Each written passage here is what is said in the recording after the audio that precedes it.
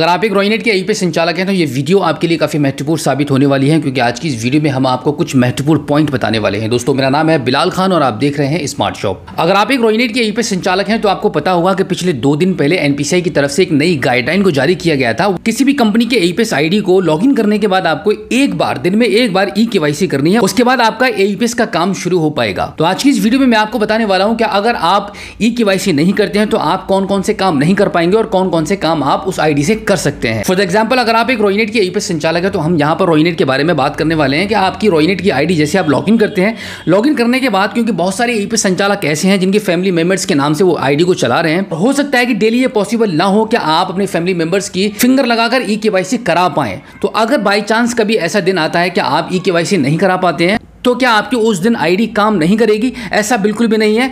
अगर आप ई-केवाईसी नहीं करते हैं आईडी को लॉगिन करने के बाद तो सिर्फ आपका एपीएस वाले जो फंक्शन है, एपीएस की जो पाइपलाइंस हैं, जो ऑप्शंस हैं, वो आपके कोई भी वर्क नहीं करेंगे। इसके अलावा आपकी सीएसपी आईडी पर जितने भी फंक्शंस हैं, जितने भी ऑप्शंस हैं, वो सारे परफेक्टली वर्क करेंगे। जैसे कि अगर आप माइक्रो एटीएम के माध्यम से पैसे को निकालना चाहते हैं तो माइक्रो एटीएम बिल्कुल परफेक्टली काम करेगा। आप पैन कार्ड को अप्लाई कर सकते हैं, आप मनी ट्रांसफर कर सकते हैं, आपके पोर्टल पर जितना भी पैसा होगा उस पैसे को आप सेटलमेंट भी कर सकते हैं। यानी कि सारे काम होंगे, बस आपका ईपीएस नहीं होगा। क्योंकि एनपीसीआई की तरफ से इस रूल को लागू किया गया है तो यहां पर सिर्फ जो पाबंदी लगी है वो ईपीएस पर लगी है, क्योंकि पिछले टाइम में ईपीएस के माध्यम से ग्राहकों के साथ बहुत ज्यादा आधार कार्ड के माध्यम से फ्रॉड हुआ है, जिसके चलते बैंक ने और एनपीसीआई ने मिलकर यह एक्शन लिया है कि अब आप बिना ई-केवाईसी किए हुए आप कोई भी ईपीएस ट्रांजैक्शन नहीं कर सकते हैं। इस वजह से काफी सारे ईपीएस संचालकों के दिमाग में यह सवाल चल रहा था कि हमारी फैमिली मेंबर्स के नाम से हम आईडी को चला रहे हैं और अगर ई-केवाईसी नहीं करा पाते हैं तो हमारी आईडी बिल्कुल भी काम नहीं करेगी, कोई भी फंक्शन आपका ऑपरेट नहीं हो पाएगा। तो आप ध्यान रखिएगा, सिर्फ ईपीएस नहीं कर पाएंगे, बाकी की जितनी भी सर्विसेज हैं आपकी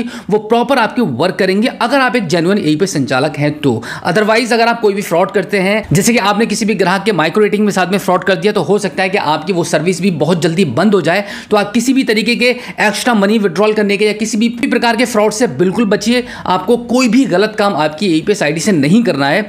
अगर आप ऐसे करते ही वो पाए जाते हैं तो आप पर बहुत बड़ा जुर्माना लगेगा और बहुत जल्द आप पकड़े जाएंगे। क्योंकि पिछले टाइम में तो ऐसा था कि भाई बैंक के भी बहुत ज्यादा सतर्क नहीं, एनपीसीआई और आरबीआई के भी इतने रूल्स एंड गाइडलाइंस नहीं आई हुई थी। अब बहुत ज्यादा सतर्कता बरती जा रही है बैंक की तरफ से भी और एनपीसीआई की तरफ से भी। तो आपको भी होशियार होकर काम करना है और आपको आप जब भी किसी भी कस्टमर का आधार कार्ड के माध्यम से ट्रांजैक्शन कर रहे हैं या माइक्रो एटीएम के माध्यम से ट्रांजैक्शन कर रहे हैं, आपको कस्टमर को बहुत अच्छे तरीके से देखना होगा, भली भांति जानना पहचानना होगा, उसके बाद ही आप ट्रांजैक्शन करिएगा। अगर आपको किसी भी कस्टमर पर कोई भी डाउट होता है, कोई भी शंका होती है, तो आप बिल्कुल भी रिस्क ना लें कुछ पैसों के चक्कर में। आप सीधा सीधा उसको मना कर दीजिए कि भैया आपका काम यहां पर नहीं हो पाएगा, अदरवाइज आप बहुत बड़े लफड़े में आप पड़ सकते हैं। तो दोस्तों, आज की इस वीडियो में जो जानकारी मैंने आपको दी है, आई होप आपको काफी अच्छी लगी होगी। अगर आप पहली बार आप हमारे स्मार्ट शॉप यूट्यूब चैनल पर आए हैं और अभी तक आपने हमें सब्सक्राइब नहीं किया है तो प्लीज एक बार सब्सक्राइब जरूर कीजिएगा और बेल आइकन को प्रेस कीजिएगा। तो चलिए दोस्तों, मिलते हैं आपसे किसी और एक अगली वीडियो में एक नई जानकारी के साथ, एक नई अपडेट के साथ और एक नए जोश के साथ। तब तक के लिए जय हिंद।